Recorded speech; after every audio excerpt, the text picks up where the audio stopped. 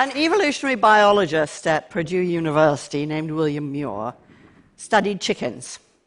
He was interested in productivity. I think it's something that concerns all of us. But it's easy to measure in chickens because you just count the eggs.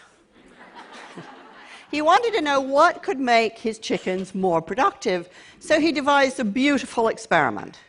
Chickens live in groups, so first of all he selected just an average flock, and he let it alone for 6 generations. But then he created a second group of the individually most productive chickens. You could call them superchickens. And he put them together in a super flock. And each generation he selected only the most productive for breeding. After 6 generations had passed, what did he find? Well, the first group, the average group, was doing just fine. They were all plump and fully feathered, and egg production had increased dramatically.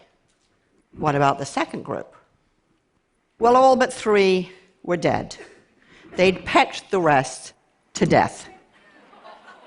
The individually productive chickens had only achieved their success by suppressing the productivity of the rest. Now, as I've gone around the world talking about this and telling this story in all sorts of organizations and companies, people have seen the relevance almost instantly, and they come up and they say things to me like, that super flock, that's my company. Or, that's my country. Or, that's my life. All my life I've been told that the way we have to get ahead is to compete. Get into the right school, get into the right job, get to the top. And I've really never found it very inspiring. I've started and run businesses because invention is a joy, and because working alongside brilliant creative people is its own reward. And I've never really felt very motivated by pecking orders or by super chickens or by superstars. But for the past 50 years, we've run most organizations and some societies along the super chicken model. We've thought that success is achieved by picking the superstars, the brightest men or occasionally women in the room, and giving them all the resources and all the power. And the result has been just the same as in William Muir's experiment: aggression, dysfunction, and waste. If the only way the most productive can be successful is by suppressing the productivity of the rest, then we badly need to find a better way to work and a richer way to live.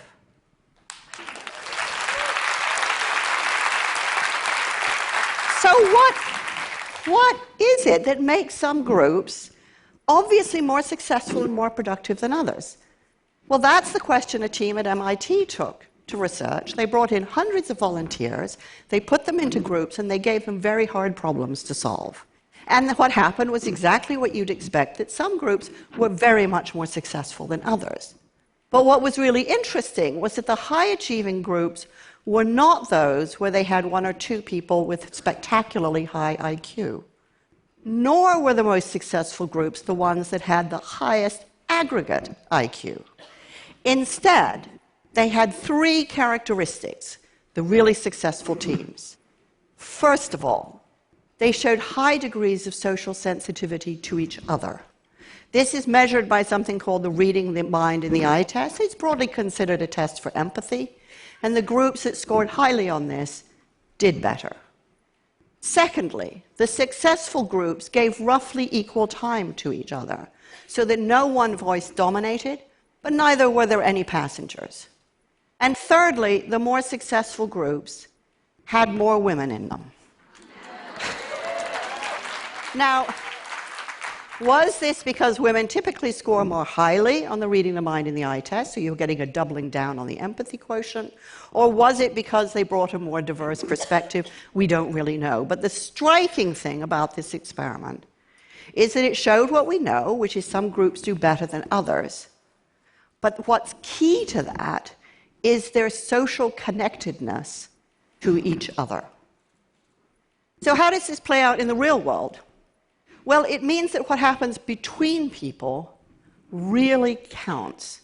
Because in groups that are highly attuned and sensitive to each other, ideas can flow and grow, people don't get stuck, They don't waste energy down dead ends. An example. Arup is one of the world's most successful engineering firms, and it was commissioned to build the equestrian center for the Beijing Olympics. Now, this building had to receive 2,500 really highly strung thoroughbred horses that were coming off long-haul flights, highly jet-lagged, not feeling their finest. And the problem the engineer confronted was, what quantity of waste to cater for? Now, you don't get taught this in engineering school, and it's not really the kind of thing you want to get wrong. So he could have spent months talking to vets, doing the research, tweaking the spreadsheet. Instead, he asked for help, and he found someone who had designed the Jockey Club in New York. The problem was solved in less than a day. Arup believes that the culture of helpfulness is central to their success. Now, helpfulness sounds really anemic, but it's absolutely core to successful teams, and it routinely outperforms individual intelligence. Helpfulness means I don't have to know everything. I just have to work among people who are good at getting and giving help. At SAP, they reckon that you can answer any question in 17 minutes. But there isn't a single high-tech company I've worked with that imagines for a moment that this is a technology issue.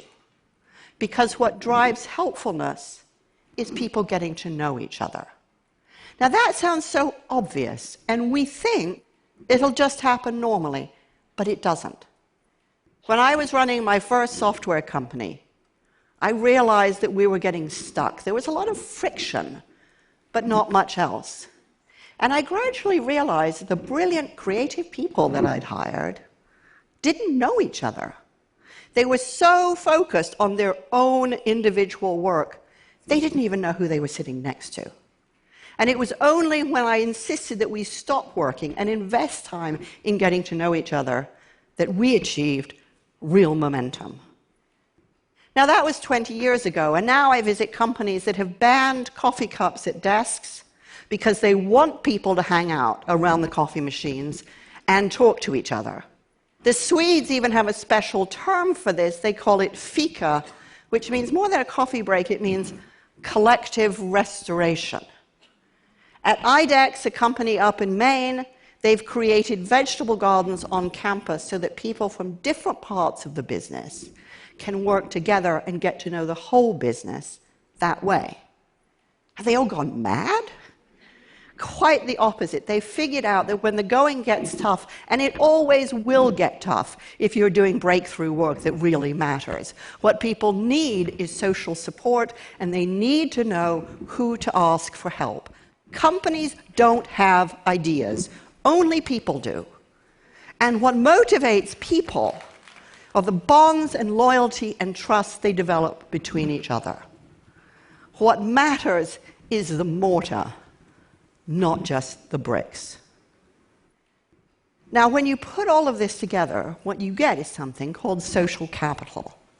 Social capital is the reliance and interdependency that builds trust. The term comes from sociologists who were studying communities that prove particularly resilient in times of stress.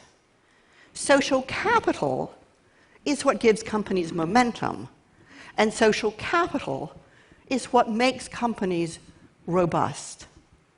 What does this mean in practical terms? It means that time is everything, because social capital compounds with time.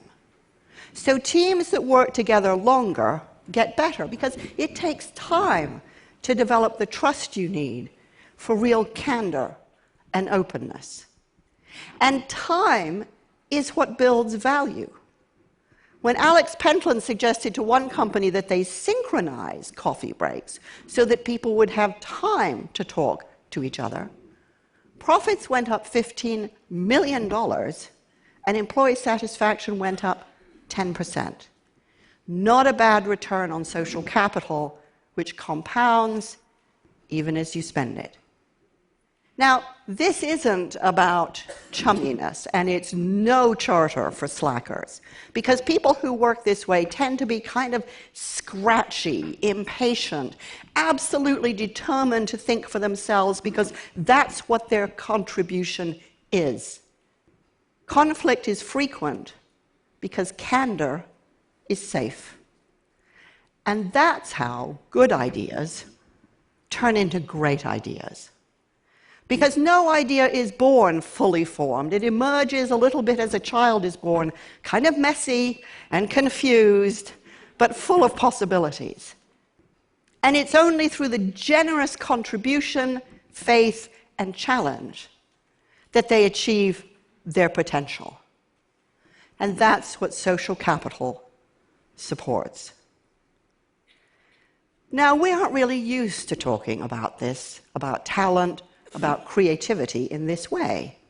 We're used to talking about stars.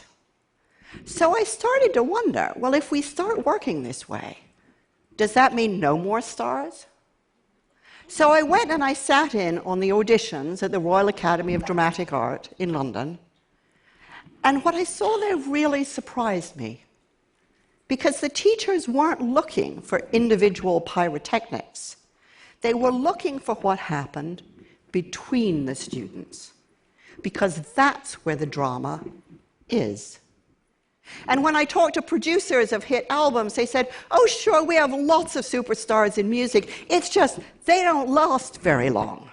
It's the outstanding collaborators who enjoy the long careers, because bringing out the best in others is how they found the best in themselves. And when I went to visit companies that are renowned for their ingenuity and creativity, I couldn't even see any superstars because everybody there really mattered. And when I reflected on my own career and the extraordinary people I've had the privilege to work with, I realized how much more we could give each other if we just stopped trying to be super chickens.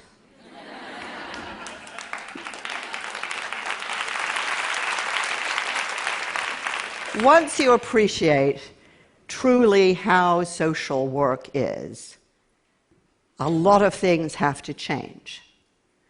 Management by talent contest has routinely pitted employees against each other. Now rivalry has to be replaced by social capital. For decades, we've tried to motivate people with money, even though we've got a vast amount of research that shows that money erodes social connectedness. Now we need to let people motivate each other. And for years, we've thought that leaders were heroic soloists who were expected all by themselves to solve complex problems. Now we need to redefine leadership as an activity in which conditions are created, in which everyone can do their most courageous thinking together. We know that this works. When the Montreal Protocol called for the phasing out of CFCs, the chlorofluorocarbons implicated in the hole in the ozone layer, the risks were immense. CFCs were everywhere, and nobody knew if a substitute could be found. But one team that rose to the challenge adopted 3 key principles. The first was the head of engineering, Frank Maslin, said, there will be no stars in this team. We need everybody. Everybody has a valid perspective. Second, we work to one standard only, the best imaginable. And third, he told his boss, Jeff Tudhope, that he had to butt out, because he knew how disruptive power can be. Now, this didn't mean Tudhope did nothing. He gave the team air cover, and he listened to ensure that they honored their principles. And it worked. Ahead of all the other companies tackling this hard problem, this group cracked it first. And to date, the Montreal Protocol is the most successful international environmental agreement ever implemented. There was a lot at stake then, and there's a lot at stake now And we won't solve our problems if we expect it to be solved by a few supermen or superwomen. Now we need everybody.